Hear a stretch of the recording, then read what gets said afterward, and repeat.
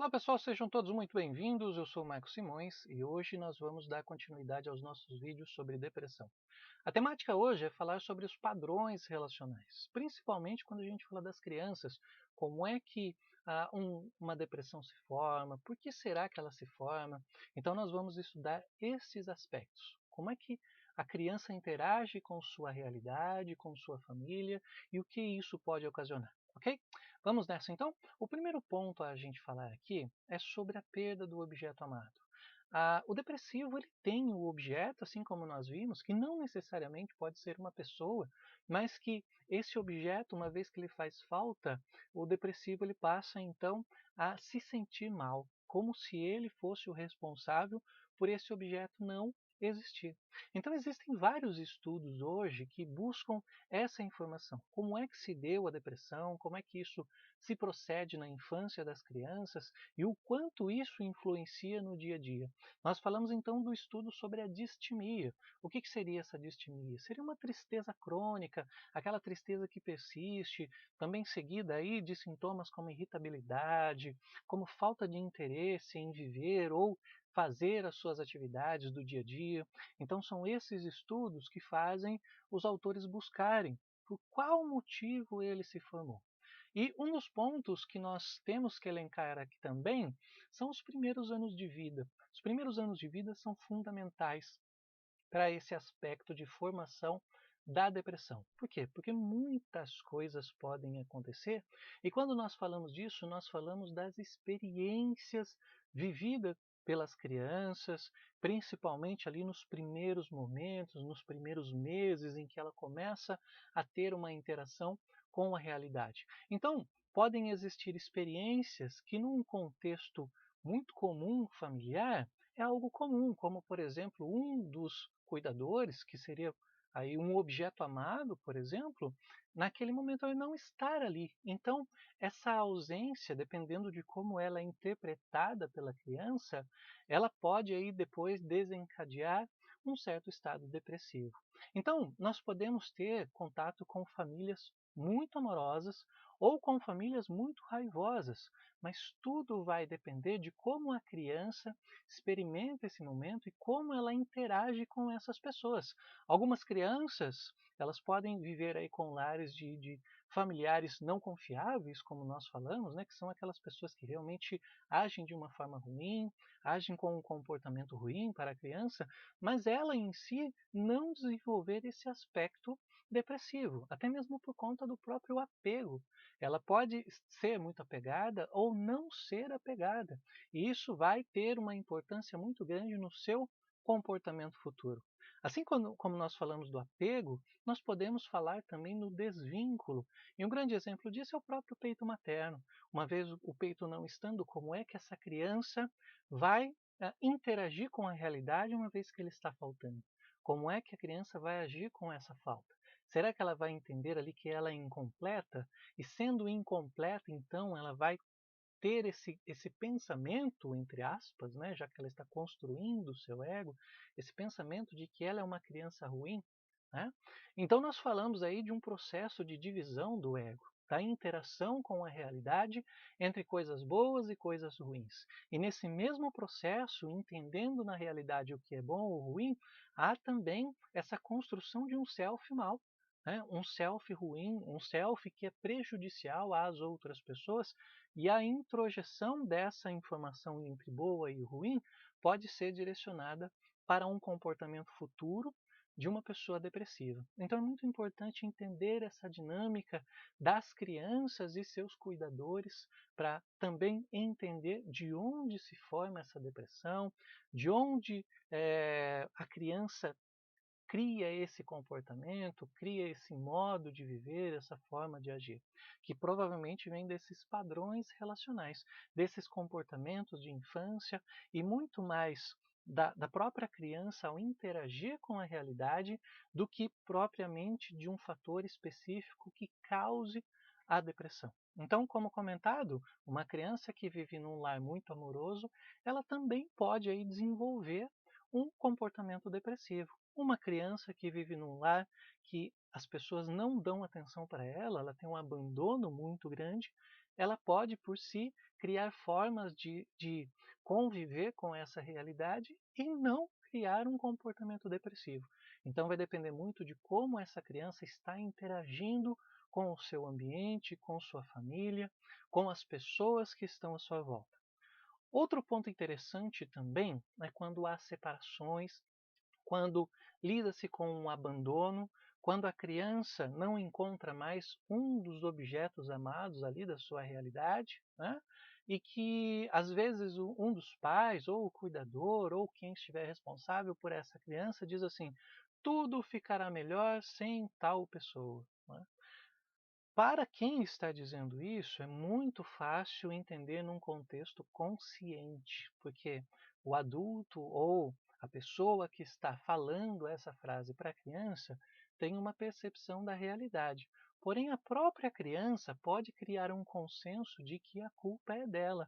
Então, essa relação com o outro, né, com o objeto amado, fica prejudicado para a criança, uma vez que ela possa entender que aquele objeto amado não existe mais porque ela fez alguma coisa. Então, essa relação entre a criança e a sua realidade é um dos fatores que podem determinar aí se existirá ou não um comportamento depressivo.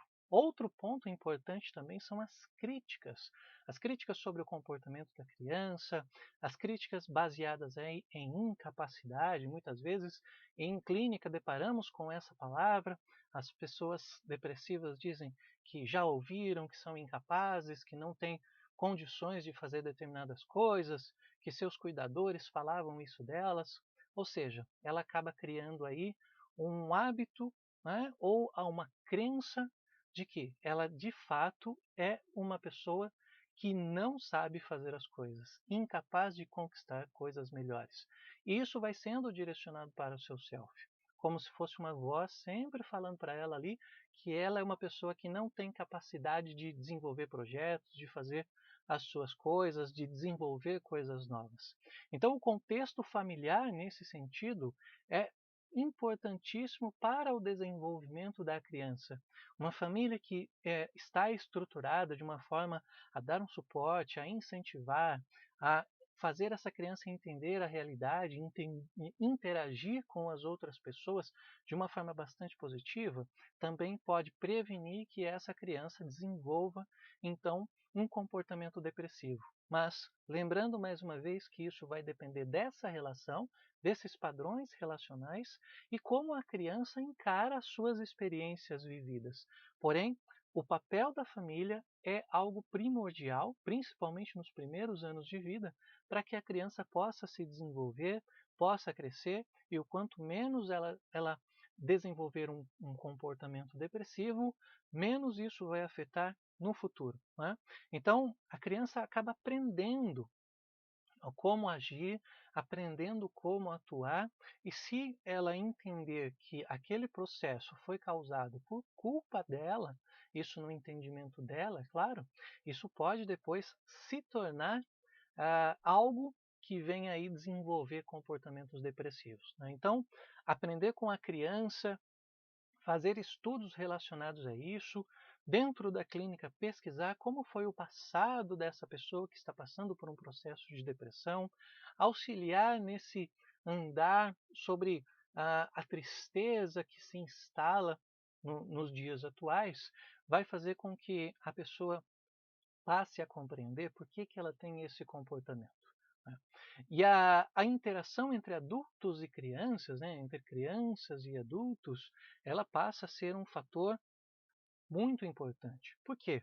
Porque é através desse desenvolvimento que a criança vai assimilar e vai formar a sua personalidade. Ela vai assimilar comportamentos e, através das suas personalidades, ter a interação com a realidade, principalmente quando nós falamos aí da fase adulta. Então, essa dinâmica entre a família e entre a criança, quanto mais estudada, quanto melhor estruturada, melhor será o processo de desenvolvimento cognitivo e psicológico da criança.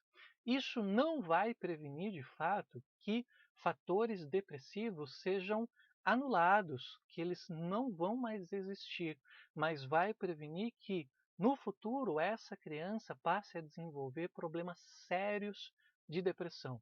Porém, como a gente sabe, os estudos mostram isso também, todos nós podemos ter momentos de tristeza, momentos de melancolia, mas isso não quer dizer que nós desenvolvemos então uma depressão. Então, essa interação com a família, essa interação com o meio passa a ser fundamental. Por isso que essa relação dos pais, quanto mais eles entenderem do processo psíquico das crianças, quanto mais eles se empenharem para que as crianças possam estabelecer comportamentos mais positivos diante de suas vidas e lidar com os conflitos, lidar com a ausência de uma forma muito mais tranquila, sabendo e processando, lógico, da sua maneira, na sua idade, numa fala assim detalhada no nível da criança, ela vai saber lidar melhor com as ausências, com as faltas, com as rupturas, com o luto. Então, tudo isso vai contribuir para que não formem comportamentos depressivos.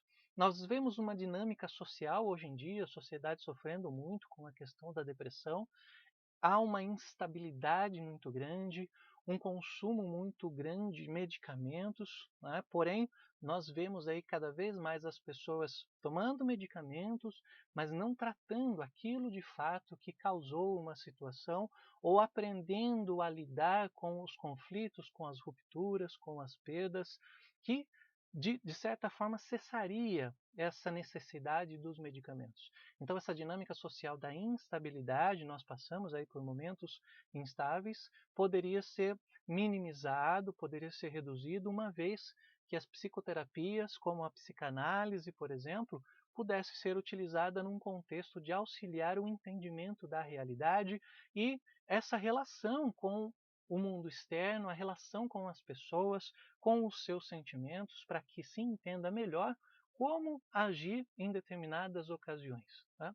Então nós vemos aí também um crescimento na busca por grupos de ajuda, grupos de terapia, grupos que vão aí compartilhar momentos depressivos, no sentido de se entender, de aprender com o exemplo do outro, interagir com outras pessoas, uma vez que pessoas que estão num estado muito depressivo, elas não vão interagir com as outras pessoas justamente porque elas são consideradas por elas mesmas como pessoas ruins, como pessoas más.